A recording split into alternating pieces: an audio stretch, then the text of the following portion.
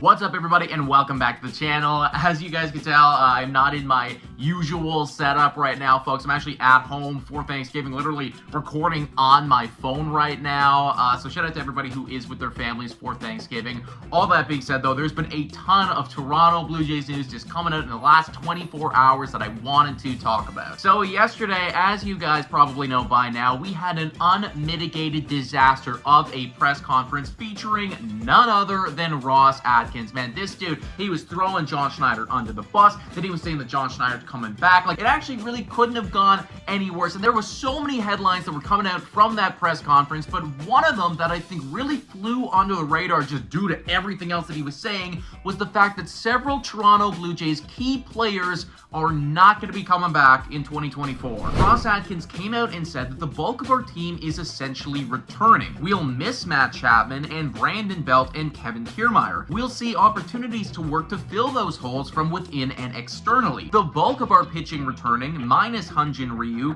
maybe a couple of others, Alek Manoah coming back into the fold, though Hyun-Jin Ryu could also be an alternative for us. So he said a lot there, folks, and in my opinion, he basically got as close as he can to saying, we're not bringing these guys back, without saying, we're not bringing these guys back, right? Whenever you say that you're gonna miss these individuals, what does that mean, right? Come on, they are not going to be coming back into the fold. So Matt Chapman, Brandon Belt, and Kevin Kiermaier, they're gone. And I think this is something that Toronto Blue Jays fans, we knew for a while, right? Like, the writing was on the wall that Matt Chapman, for instance, he probably was not going to be coming back to the Blue Jays. And frankly, based on his second half performance, did we even really want him, But all of that being said, that is three players that played in the wildcard series, right? They started games for the Toronto Blue Jays. They're not going to be on the roster in 2024. So that is just three gaping holes that these Toronto Blue Jays, they got to fill. Not to mention that Brandon Belt literally led the team in OPS this past season. So you could argue that you're losing one of your best bats. And I think the biggest shock for me is the fact that he is coming out and he's saying it this early, right? They got knocked from wildcard like, what, 3-4 days ago, and he's already saying, yeah, we're gonna miss him, like, best of luck. It's just kind of crazy that they're not even entertaining the thought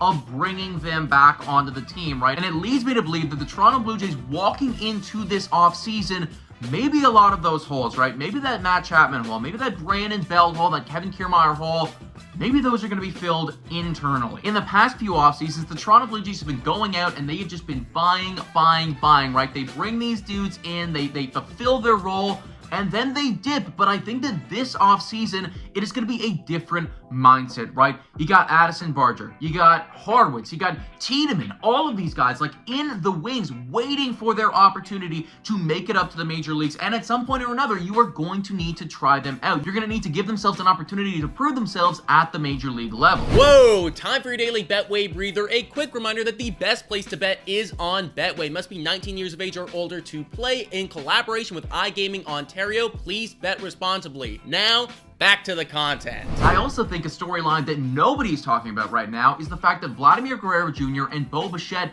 their deals are coming up, right? Say what you will about Guerrero, obviously coming off of a down year for sure, and I think everybody's just kind of frustrated with him at this point.